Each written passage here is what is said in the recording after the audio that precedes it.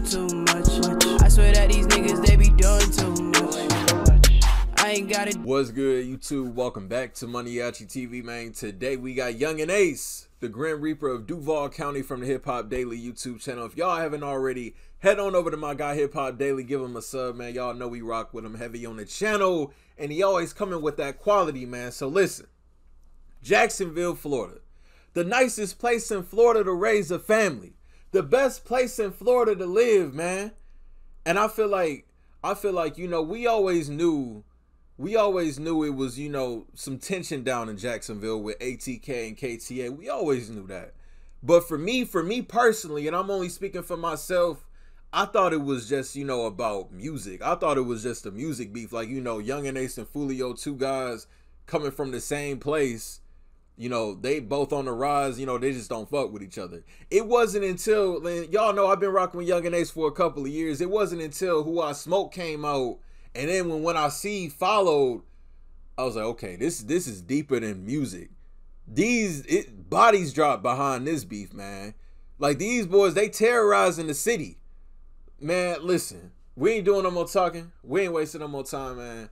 Let's get it. Yungeen Ace and the ATK gang have attracted a lot of attention over the past few months with their track, Who I Smoke. The song exposed the world to their beef with the KTA gang, led by the rapper Fulio, which has led to multiple murders and extremely disrespectful songs. Here's a look at the life and career of Yungeen Ace up to this point, and what made him one of the most feared rappers in Duval County. Ace had a pretty rough childhood. He was born in East Chicago, Indiana, but moved with his family to Florida while he was still young. He has 10 other brothers, and his mother struggled to support the family. They were constantly on the move, getting evicted from apartment after apartment, moving in with family or living in hotels, and doing whatever they had to do to get by. Ace's father was in prison for most of his childhood, and he didn't end up meeting him until he was around 17. Ace has said in interviews that growing up, his family struggled so much that he never had fun in his life. The only things he and his siblings had to entertain themselves was music and the streets. Ace took to rapping as a way to escape from the difficult circumstances. Early on, he was inspired by artists like Lil Boosie, Kevin Gates, and Michael Jackson. Shit. Hey, MJ had an effect on everybody's career. I don't care what you say, man. This man was a legend. But, you know, the point that he made, saying, you know, you never really could enjoy your childhood, that's the reality for a lot of these guys, man. Look at Yungeen Ace. Look at King Von. He spent so much of his adolescence in and out of jail. Look at Quando Rondo, same way. Like, these boys, man, they ain't got time. You know, they can't go down and hoop, enjoy playing outside, riding on their bikes, because the environment that they in, the people around them, a lot of times they learn from the OGs. They gonna want to follow the OGs, man. You turn to the streets because that's where you get the most love. And it ain't no fun in the streets. It ain't, you know, at the end of the day, yeah, you get the most love in the streets, but the streets don't love nobody, man. If that makes sense. You will get the most love from the streets, but at the end of it all, best believe the streets is heartless. Come on now. In the streets. Ace took to rapping as a way to escape from the difficult circumstances. Early on, he was inspired by artists like Lil Boosie, Kevin Gates, and Michael Jackson. But coming up in Jacksonville, he was also surrounded by crime and poverty, and he quickly adapted to his environment to survive. Exactly. He got sent to juvie a few times when he was younger, but didn't get locked up for anything serious until after he started rapping. With his father locked up, one of his uncles became like a father figure to him. But his uncle died when Ace was around 14, which is when he started getting serious about the music. He got his rap name from his uncle, who compared him to Ace from the movie Paid in Full. Yeah. Being one of the youngest in his family. I honestly didn't know that. I didn't know that's where he got his name from, and I love Paid in Full. Uncle, who compared him to Ace from the movie Paid in Full. Being one of the youngest in his family, the Yungeen name just stuck. Yungeen Gang was also a music group that was founded by some of his older brothers, which Ace joined later on. In 2017, he released the track Go to War along with the Yungeen Gang, which started to build him a buzz in the city, getting 100,000 views in the first week on YouTube. He dropped his first solo single, No Witness, later that year, and started building a name for himself as one of Jacksonville's hottest up-and-coming artists. Although Florida has produced plenty of superstars over the past few years, Facts. Most of them were coming out of Miami and Broward County. Facts. No one from Jacksonville had really blown up on a national level, and Ace was in a good position to represent the city. But his beef with another popular rapper from Jacksonville named Fulio is what would make the whole world check out his music and learn about their violent beef. In 2017, Ace was arrested and charged with accessory to a crime after the fact for serving as a gateway driver during an attempted robbery. The charge stemmed from a 2016 home invasion and his friend DeAndre Thomas, aka Trey Shorty. It's like these documentaries, dog. Like, I never knew Yungeen Ace was in this deep. I always thought Yungeen Ace, you know, I thought he was just always on the right track. But like I said, once them songs came out, and you see all these YouTube channels, all these documentaries we've been reacting to, boy, I'm so surprised. I'm like, I never expect Yungeen Ace to, you know, I didn't really look at his life. I just always liked his music. You know, I knew of, you know, the situation with him and his partners in the car that night. But I didn't know, you know, Yungeen Ace was doing all this shit. Before them songs came out, I thought Yungeen Ace was just, you know, trying to elevate his rap career. He ain't, you know, he wasn't involved in the streets like that. But shit, I was wrong. This nigga out there doing drills and shit. From a 2016 home invasion and his friend DeAndre Thomas, aka Trey Shorty. Trey allegedly attempted to rob two people who were selling weed. During the robbery, he let off several shots which went into a nearby apartment building. No one was hit, but the bullets just missed a 12-month-old child who was sitting in a high chair eating dinner. Ace served as a getaway driver and was considered an accomplice in the shooting. He was later arrested and spent almost a year in jail and was sentenced to 31 months of probation. While in jail, Ace told DJ Vlad that one of his homies from Yungeen gang snitched on him, which led to the group going their separate ways. Nah, it moved apart before then. Like when I went to jail, somebody had told, one of them had told him. Trey Shorty would avoid getting arrested for the robbery until he was brought in for a different crime that would spark the war between KTA and ATK. Trey would eventually get picked up for the murder of Zion Brown, Fulio's cousin. According to witnesses, that's how it all started, man. That shit crazy. The murder of Zion Brown, Fulio's cousin. According to witnesses, Thomas threw a brick through a sliding glass door of the victim's home and started shooting into the living room. Zion Brown, as well as his two sisters, were all shot. The girls survived, but Zion did not. Zion Brown was the only adult in the home, along with two teens, a 9-year-old and a 6-year-old boy. Trey would eventually be found guilty of the murder and be sentenced to life in prison. DeAndre Thomas was the shooter. They charged him with murder. KTA and ATK were already beefing at that point, but things weren't all that serious. After Zion Brown was killed, it was an all-out war. I feel like before it was probably like, because I know they was all cool. I know Yungeen Ace and Fulio, Queso, all of them was cool at one point. But like I said, man, once a body get taken, once a life get taken, you can't, it ain't no going back in the beef, man. Like, y'all beefing for life at that point. It goes from being about, you know, different neighborhoods or different gangs beefing or about music to being about, you know, okay, yeah, we body for body now type shit. Things weren't all that serious. After Zion Brown was killed, it was an all-out war. His murder wasn't just a normal gang hit where they caught an op blacking out in public. Targeted. Trey Shorty targeted Zion at home in the middle of the night and just started spraying the place up, hitting his little sisters in the crossfire. So it's understandable why KTA took it personal.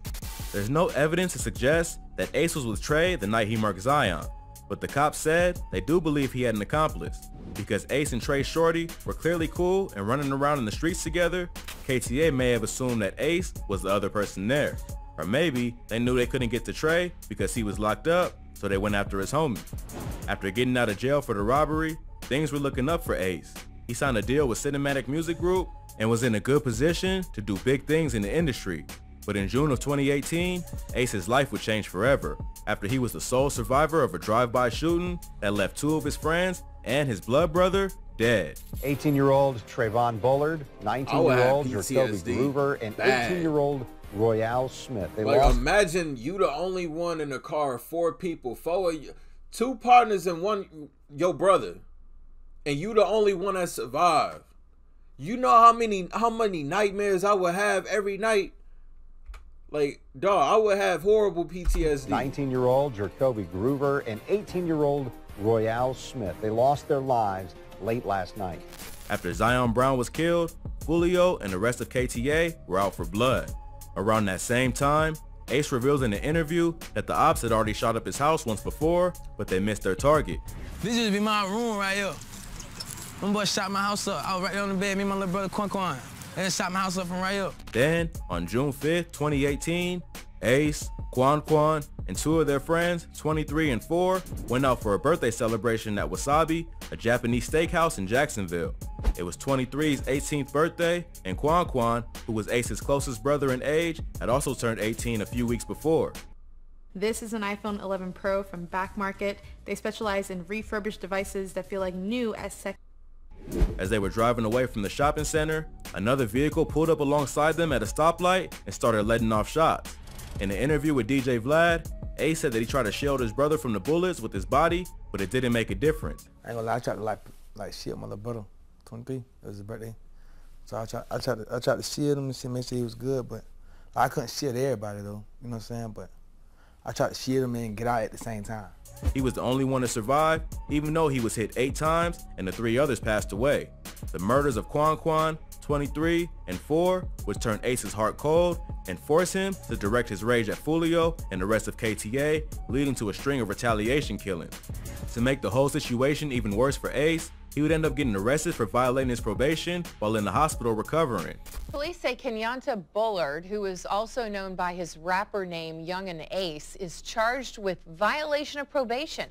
The rapper's face was shown on the I understand, you already got an open case. You ain't supposed to be having a gun anyway, because that's why he got arrested while recovering in the hospital. But it's like, man, like I said in other reactions, man, you can't, like, clearly this man has a target on his back, so he need that gun for his life.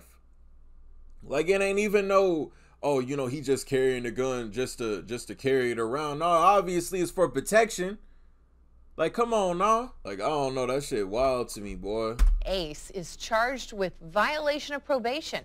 The rapper's face was shown on the Jacksonville News during coverage of the shooting, and a retired military officer who ran a gun store on University Boulevard in Jacksonville would recognize him from his picture and submit an anonymous tip to the Crime Stoppers online. He said that Ace and his homies had come into his shop earlier that same day. Even though they hadn't bought anything, they all played with the weapons. The owner said that he remembered Ace specifically because of his distinctive hairstyle. Ace was still a convicted felon and still on probation. How many niggas in Florida got that hairstyle, my guy? How could you remember that? Because of his distinctive hairstyle. Ace was still a convicted felon and still on probation from his previous arrest, so he wasn't allowed to possess a weapon. Police checked the surveillance footage from the gun store and found footage of the rapper holding one of the weapons. Even though he didn't buy the gun, which he couldn't do legally anyway as a felon, it's still considered possession if you hold a weapon in your hand. That's crazy. It seems like the cops... I thought he had it on him. When the shooting happened, I thought he had his gun on him, but then again, if he did, he probably would have, fired back. So that's the pettiest fucking charge, because they caught him on camera in a gun store holding a gun. They still charged him with possession of a firearm. He ain't even buy it. That's wild. As a felon, it's still considered possession if you hold a weapon in your hand. Wow. It seems like the cops were afraid that if the rapper was let back out on the streets, he might seek revenge. So they arrested him for violating his probation, and he was sentenced to 12 months in prison. But he was set free from jail later that month and required to stay on house arrest for the next 6 months. During that time, Ace would focus on music and release his debut mixtape, Life of Betrayal, in 2018. After that, the war in Jacksonville was in full effect, and both sides would continue to go at each other in songs and in the streets.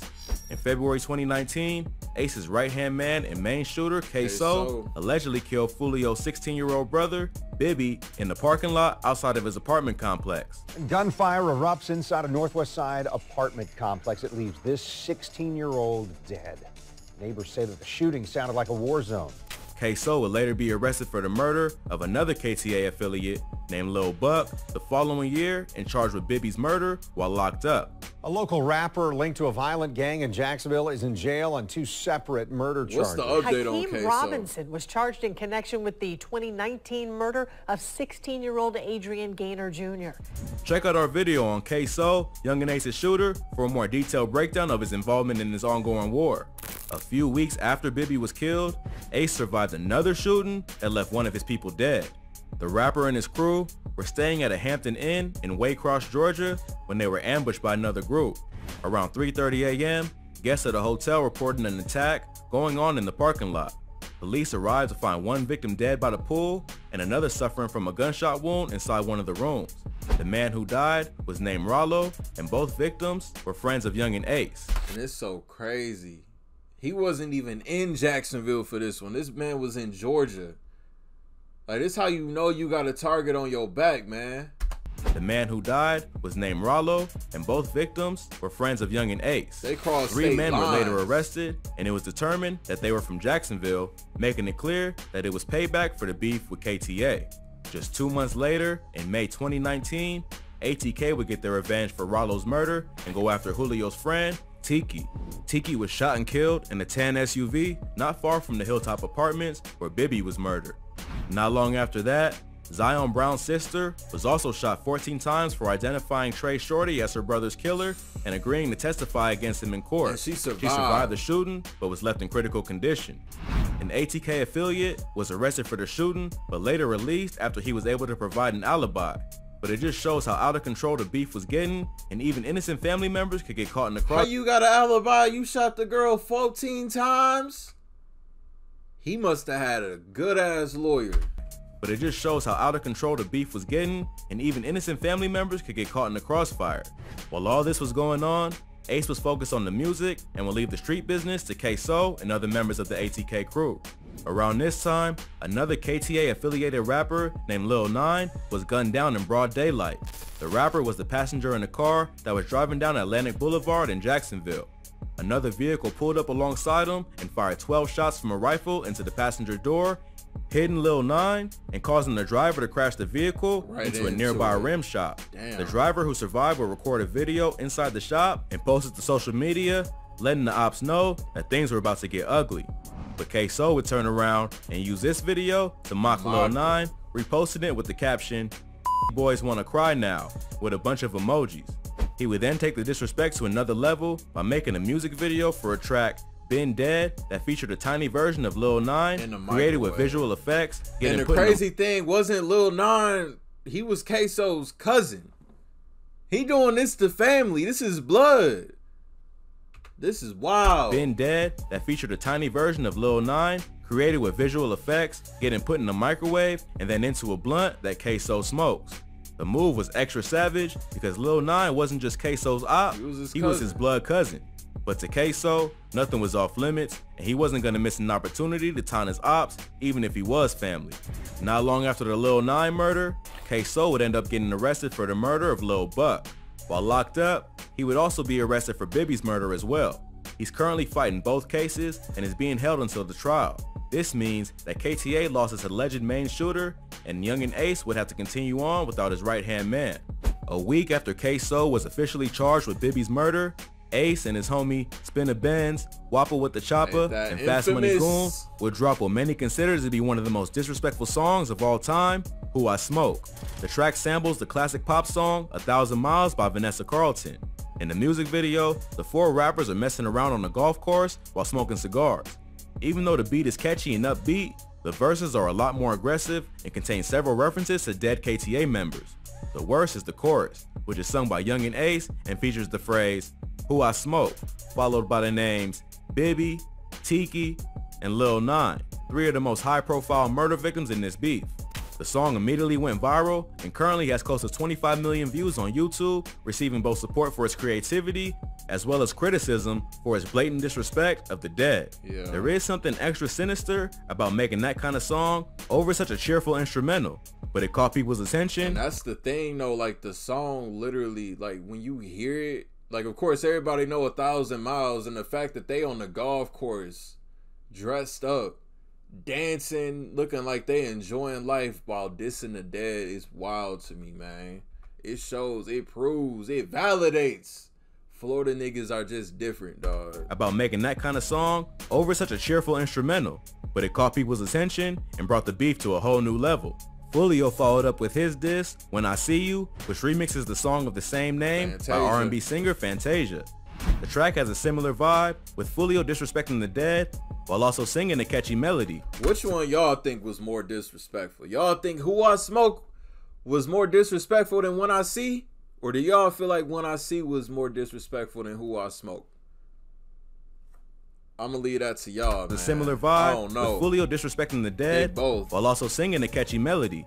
To make it even worse, he printed out a picture of Quan Quan, 23, and 4 from the news coverage of their murder and can be seen rapping to the poster throughout the video. It seems like both rappers are trying hard to outdo each other by creating the most disrespectful music possible aimed to go viral. These two songs captured the world's attention and brought both rappers into the spotlight. Both sides have continued to release music and capitalize on their viral opportunity. As of yet, there haven't been any major incidents of violence between KTA and ATK since the tracks popped off.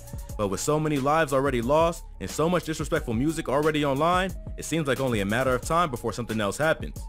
If you thought this video was crazy, be sure to check out our channel for more. From Scam Rap Million. Crazy, man. Yungeen Ace, the Grim Reaper of Duval County, man. Link down below in the description. Y'all want to check it out in its entirety, uninterrupted. If y'all new to the channel, y'all rock with me. Want daily reaction videos, man. Hit that subscribe button. Follow me into the next video. I'll see y'all then. Thank you for watching MANIACITV. I'm out. I ain't gotta do too much. I swear that these niggas, they be doing too much. I ain't gotta